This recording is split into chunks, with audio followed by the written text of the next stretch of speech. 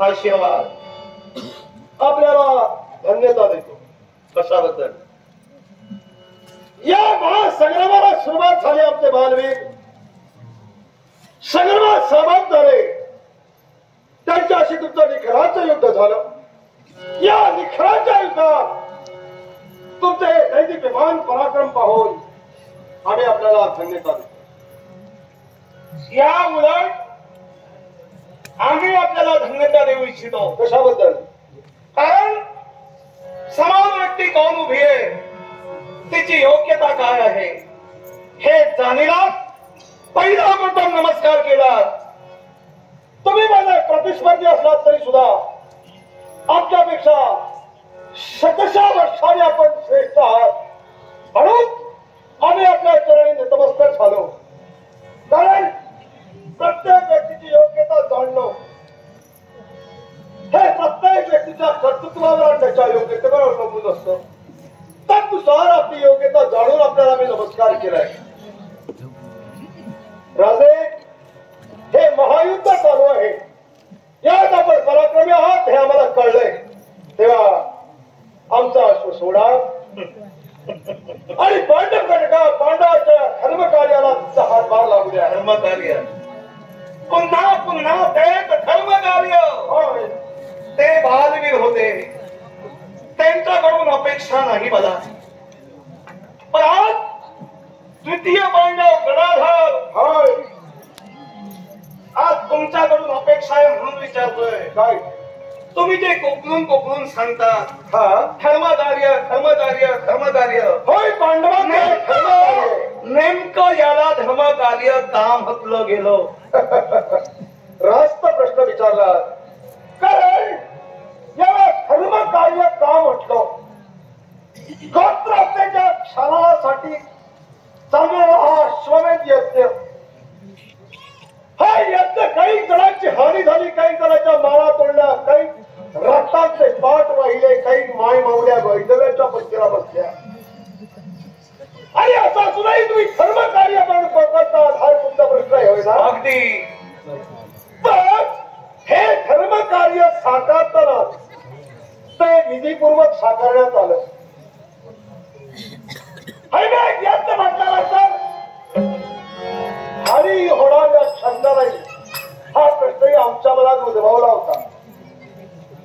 आमचा एक बाजू म्हणजे धर्मदादा. या धर्मदादाने हाच प्रश्न जेव्हा सौम्य मुलीला केला तेव्हा सौम्य मुलीने स्पष्ट शब्दात सांगितलं, हे धर्म कार्य का मानलं जातं? तर काही जणांना मोक्ष मिळणार आहे, काही जणांचा उद्धार होणार आहे आणि काही जणांचं जीवन पावन होणार आहे. हे पावन करून यहलोकीची यात्रा संपवून त्याला मोक्ष मिळणार आहे. याच्यासाठी ज्याला धर्मकार्य म्हटलंय एवढंच नव्हे तर या युद्धात जेवढे चिरथी महारथी मारले जातील, त्यांच्या भार्या वैधव्याच्या पंक्तीला बसतील, त्यांची योग्यता एवढी मोठी असेल की छात्रवंत पत्नी असून सुद्धा त्या एका ब्राह्मणाशी लग्न करू शकतील. छात्रवंताचे पुत्र असतात किंवा शूद्राचा पुत्र असत्या, ज्याचा बाप या रणात मारला जाईल, त्याचे सगळे सोपस्कार पांडव करतील. म्हणजे जो पुढील या यज्ञाचा त्राता असेल त्याला ते करावे, त्याला धनुर्विद्या बहाल करावी. एवढंच नव्हे तर त्याच्या आयुष्याचं शिक्षण त्याला पठण करावं. एवढं याचं महत्व असल्या कारणाने याला आम्ही धर्मकार्य म्हटलंय. आणि या धर्मकार्यानुसार पांडवांनी हा यज्ञ पूर्ण करावा. एकच नव्हे, एका दगडाला दोन पक्षी मारण्याचं श्रेय मिळेल. एक, पांडवांच्या गोत्रहत्येच्या क्षणापासून पांडव मुक्त होतील आणि काही महाभाग असे आहेत की आत्म्याच्या मुक्तीसाठी तळमळताय, त्याला मोक्ष मिळेल. अशा हेतूला आरंभिलेला हा महायाग पूर्ण पांडवाला करायचा आहे. तेव्हा आपणही आमच्या यज्ञात सहभाग व्हावं आणि हा याग पूर्ण करावा. अपेक्षा आमची पूर्ण झाली. पण जे उत्तर आम्हाला अपेक्षित होतं ते तुमच्याकडून मिळालंय. पण तुम्ही म्हणतात की धर्मकार्यात आम्ही सहभाग दाखवावा नाही, कारण तुम्ही जी पत्रिका रेखाटलात त्या पत्रिकेत जे लिहिलंय त्यामुळं विरोधातीला ते दुष्ण लागलेलं आहे. आणि त्या दुष्ण राजा इंद्रभानू कधी पटवून घ्या. राजा इंद्रभानू हे दुष्ण नाही, विराट भूषण आहे. काय जो जातिवंत वीर असेल त्यानं पांडवाशी शस्त्र स्पर्धा करावी, शस्त्राला युद्ध करावं. तो भ्यान नावाचा असेल त्याला दातात प्राण घेऊन पांडवाला शरण यावत नाही पेक्षा कृष्णाचरणी मी भावाची समक्षा सोडावी, त्याला जीवदान दिलं नाही असंही म्हटलंय. कदाचित तुम्ही म्हणाल काही मोक्षाची साधन आहे, पण ती काही मोक्षाची साधनं आचरणात आल्यापेक्षा हा हैवेक यज्ञ करणंच एका दगडाला मला 2 पक्षी मारायचे. तेव्हा तुम्ही या सत्कर्मात सहमत व्हावं आणि पांडवांचं धर्म कार्य तुम्ही पूर्ण करावं असं मला वाटतंय. ज्या इंद्रभानूने देवानी देव इंद्रदेवाची भक्ती करून शक्ती प्रदान करून घेतली, होय तो तुमच्या समोर उभा असताना इंद्रभान म्हणजे कुणी त्या युगातील नव्हे, मी कृतयुगापासून आहे. मग एवढ्या युगात माझ्यावर मात करणारा योद्धा अजून माझ्या समोर आला नाही. पण आणि असं असताना जर का तुमच्या समोर मी शरणागती करून तुमच्या कटकात सामील झालो, मला क्षत्रिय व्रत काय. माझा तुम्हाला प्रश्न आहे. काही राजे महाराजांनी हवेत यज्ञ केले, काही जणांनी अश्वबंधन केलं, पण या संपूर्ण देखाव्यात तुमचं केव्हा नाव आलं नाही ते काय? तुम्ही हवेत यज्ञ केला कुठं आढळलं नाही, किंवा तुम्ही कुणाचं अश्वबंधन केलं हे आम्हाला कळलं नाही. हा प्रश्न तुमच्या अगोदर मलाच पडला होता. आश्चर्य. कारण याच्यापूर्वी कित्येक जणांनी अश्वमेध यज्ञ केले, पण कोणत्याही राज्यातील अश्व माझ्या या गरुड भवनात आला नाही. मग नेमका तुमचाच कसा आला हा प्रश्न मलाही पडला होता. हा प्रश्न मला विचारण्यापेक्षा माझ्या प्रश्नाचं प्रथम उत्तर द्या. कारण एवढे दिवस एवढे राजे महाराजांची नावं आहेत, पण तुमचं नाव नाही. कारण तुम्ही या युगात नाही, बरीच युग झाली, तुम्हाला बराच कालावधी लोटला, बरीच कालावधी. आम्ही या तुमच्या अश्वमेध घेतण्यात याच्यापूर्वी कधी नाही, हे पहिल्या प्रथमच झालं. तेव्हा अरे आताच म्हणालो ती प्रदीर्घ कालापासून आहे. एवढंच नाही तर प्रत्यक्ष देवांचा राजा इंद्र, या इंद्रदेवांची भक्ती करून तुम्ही सामर्थ्य मिळविलात आणि या सामर्थ्याच्या जोरावर असणारा एका राजकन्याला पांडवांच्या यज्ञात सहमत होऊ नये असं तुम्हाला वाटतंय. म्हणजे एकंदरीत तुम्ही प्रदीर्घ काळाचे आणि आम्ही शेवडी पोरं असंच म्हणायचंय तुम्हाला का? कारण इंद्रदेवाची नुसती भक्ती केली, काय घडलं माहितीये ना तुम्हाला? वा सगर, या सगराच्या पुत्राने माझ्या गरुड भुवनाची लूटमार केली, धन लुटून नेलं. हेच मला तुम्हाला सांगायचं होतं. आम्ही शेवडी पोरं, पण त्याच शेवड्या पोरांनी तुमचं काय केलं तुम्हाला माहित आहे? तुमच्या संपूर्ण राज्याची नासधूस केली.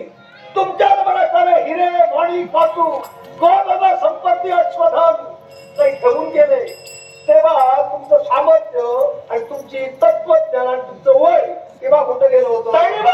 देवाची जाऊन माणूस कोणताही माणूस काही करू शकत नाही. हा, पण त्याच्या पलीकडे राहून सांगायचं तर ते ज्याला कुटुंब केलं त्यांचं शासन त्यांना कशा तऱ्हेने भेटलं हे ऐका. जेव्हा मी मला प्रसन्न करून घेतला तेव्हा फक्त त्यांना आशीर्वाद दिला, काय म्हणून? शक्ती प्रदान केली. हो. आणि त्या शक्तीचा योग्य करून कपिल मुनींच्या शापानं ते सारे 100 जण मरून मोकळे झाले. माझ्या समोर सुद्धा आले नाही. माझ्या देवाच्या आशीर्वादानं एवढं सगळं घडू शकतं. तुम्ही काय समजून चला. तुम्ही केला नाही तर ज्या कपिल मुनींच्या आश्रमात घोडा बंधन केला होता तो तुमच्या देवानं चोरून नेला, होय ना? आणि त्याचा प्रायश्चित्त त्या सगळ्यांच्या मुलाला भोगावं लागलं. सहस्रपुत्र सगळ्याचे जळून भस्म झाले कपिल मुनींच्या शापानं. पण त्याच्या मागे आणखी सुद्धा मोठा इतिहास घडला. कारण ज्या सगळ मुलींच्या राजाचे त्या सगळ्या राजाचे पुत्र कपिल मुनीच्या शापाला दंत झाले तेव्हा त्याचा पुत्र पौत्र म्हणजे भगीरथ या भगीरथानं कशी त्या पार्वती परमेश्वराची आर्निश भक्ती केली आणि प्रत्यक्ष शिवचक्राच्या तटेत असणारी गंगा या भूतली आणली. एवढाच नव्हे तर त्या शंभरी आपल्या पुतण्यांचा त्याला उद्धार केला. हे तुम्हाला जमलं नाही पण त्यानं केलं. पण तुम्ही पुष्कळ वर्ष जगत राहिला त्याचा उपयोग काही नाही. त्याच्यासाठी मी एवढं सांगू इच्छितोय तुम्हाला तुम्ही आमच्या अश्वाची मुक्तता करा. भांडण नकोय कारण या तुमच्या राजधानी देण्यापूर्वी जो केवळ भरत नगरातून अश्वाई झाला त्या भरत नगराचे एकापेक्षा एक 3 युवराज आणि त्या युवराजाने जो मार्ग स्वीकारला तो तुम्ही स्वीकारा. अर्थात त्याच्यातील 2 गेले आणि 1 शिल्लक राहिला. कार्यवान दुर्बुद्धी आणि या तिघांपैकी जो कार्यवान होता तो कार्यवान प्रत्यक्ष गोपाल कृष्णाशिवाय केला जाणार. राजा मुचकंदाच्या साह्यानं गोपाल कृष्णानं त्याला ठार मारला. त्याचे गुणच खोटे होते त्याचं प्रायश्चित्त त्याला मिळालं. त्याचबरोबर दुर्बुद्धी रुक्मिणी स्वयंवराच्या वेळेला गोपाल कृष्णाच्या हातून मारला गेला आणि विराट भारी केवळ पांडवांचं सैन्य आपल्या राजधानीत घुसता येत होता. तो प्राणाच्या आशेनं पळत होता. पण गोपाल कृष्णाच्या मुखातील ते शब्द थांब हे शब्द उच्चारतात देववाणी खंडित होऊ नये किंवा देववाणी अमान्य होऊ नये म्हणून तो क्षणभर थांबला. पण त्याला प्राणाची भीती असल्या कारणाला थांबत येऊन त्याला माझ्या देवाचे पाय धरले आणि पाय धरताच देवानं त्याला अभय दिलं. त्याचं राज्य त्याला पुन्हा बहाल करण्यात आलं. आम्ही क्रूर मान किंवा मुद्दा म्हणून हे घडवत नाही तर हे धर्म कार्य आहे. तो जर मार्ग तुम्ही स्वीकारला तर तुम्हाला सुद्धा आम्ही जीवदान देऊ. प्राणाच्या आशेनं देवपती शरण करायला हा योगदान आहे. महावीरत्व मरण हे माझा बहीण आहे. कोणताही कसाही केव्हाही प्रसंग माझ्या समोर तुम्ही उभा करा. मरणाची भीतीचा आशेनं तुम्हा पांडवाला शरण येऊन तुमच्या पक्षात मी केव्हा येऊ शकत नाही. इंद्रामाला तुझ्या समोर मूर्तिमंत काळाचा शास्त्र वडविला गदाधर होय. तो केवळ महाराज चिंतित झालाय.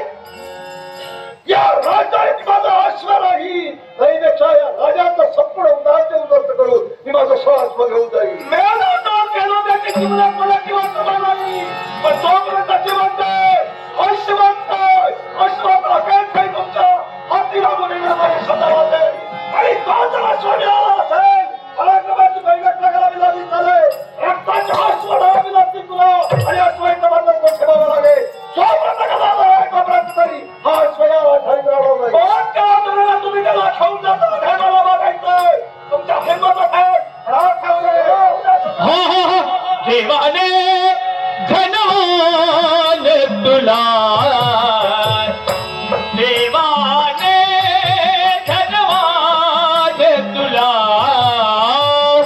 गर्वासाठी केले का हा गर्वासाठी केले का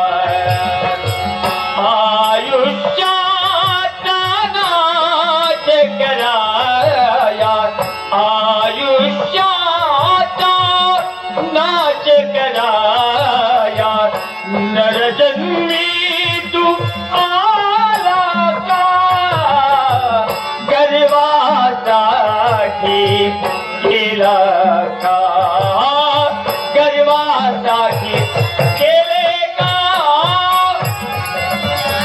हा गरिबांना अन्नधराने गरिबांना अन्नधराने याच्या संसारी येईल का याच्या संसारी येईल का देवाने धनवान तुला देवाने धनवान तुला गरिबासाठी केला का गर्वासाठी केले का